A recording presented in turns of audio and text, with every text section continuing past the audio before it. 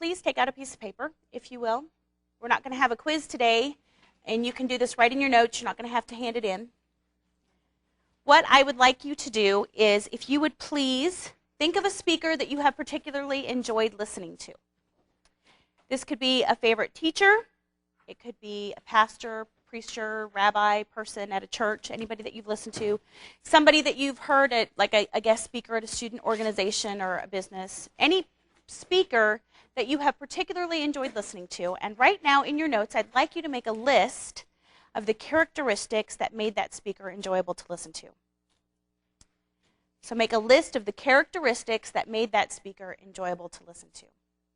And if you're listening to the recording of this, I encourage you to do the same thing right now in your notes.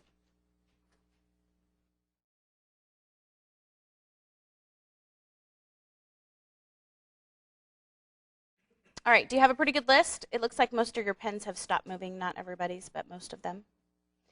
What I want us to do now is I want us to make a collective list, and I'm going to write it on here. So I'd like you to just shout out what you wrote down on your paper. I'd like to hear from everybody today, so if you could look at your notes and see something that you think you might want to contribute. What are some of the characteristics that make for a good, effective public speaker? Okay, online students, here is the list that we generated in class. Go ahead and compare your list to it and see which, if not all, of the items on your list are similar. Let's go ahead and rejoin the lecture now to hear the discussion on this. Okay, that's a pretty good list. What I want you to think of for just a moment, are these also characteristics that make for a good conversation?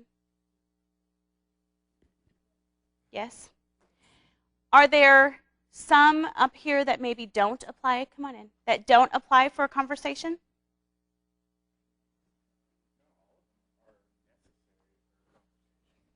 But do they would they make for a good conversation? Like, do you guys like to talk to somebody who makes eye contact with you? I know that's up there. Eye contact with you? Have you ever tried to have a conversation with somebody, though, that won't make eye contact with you? It's uncomfortable, isn't it? Kind of? Yeah, like they're not listening or they don't care what you're saying. And that's a cultural thing, the fact that we like to make eye contact when we have a conversation. How about knowledgeable or well-educated? Do you guys like to talk to people who know what they're talking about, or do you prefer to talk to idiots? Okay, depends on what you're going for, right? If you're just trying to entertain yourself, you might want to talk to the idiots because it can be more fun. Yeah. How about humor? Do you like conversations that include humor? Okay. What up here would not necessarily apply to a good conversation? How about visual aids? Will we have to have visual aids? No, probably not. Do you have to be well prepared?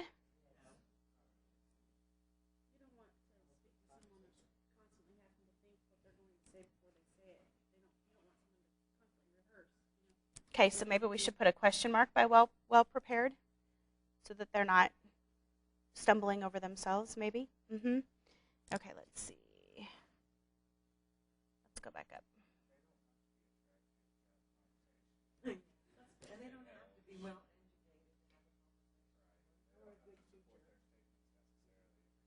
Okay, so how about let's put well-educated. I like to talk to people who are well-educated.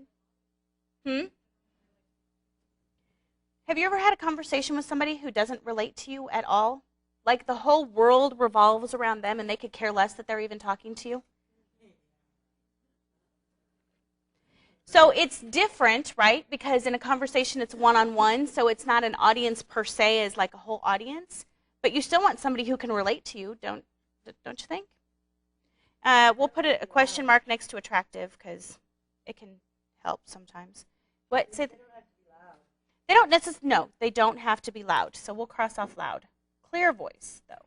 And have you ever had a conversation with somebody who talks really low like this, really quietly? My 9-year-old likes to do that. I'm like, can you please speak so I can hear you? All right, so here is my point. Y'all know how to have a conversation, don't you? Comfortable having conversations with other people for the most part? Yes? Been doing it your whole life? Most of you. You already possess the majority of the skills that you need to be a good public speaker, just because you know how to have a conversation. None of you said, my favorite public speaker, they stand up there and they deliver this perfect, flawless, holier-than-thou presentation, and they stand there and they go through the whole... None of you said that. You didn't say you want somebody who doesn't stumble over their words. You didn't say you want somebody who doesn't say a million times, although that can be distracting if we say a bunch. But that's not what you said. You said you want somebody who's going to directly connect with you, right? You want somebody who's going to look you in the eye, who's going to make contact with you, who's going to talk to you, just like they're having a conversation with you, right? So you already possess the majority of the skills that you need to be a good public speaker. It is not a matter of a perfect performance. That's not what it's about.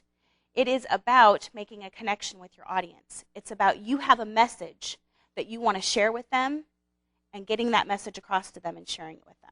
That's what it's all about. So today what we're going to do is we're going to look at some similarities and some differences between public speaking and conversation. We're going to look at 4 different delivery styles that you can use to deliver your speeches, and then we're going to get into your mini speeches. And if you're listening to the recording of this, you won't be doing mini speeches, but I think you're going to get a lot out of what we're going to talk about.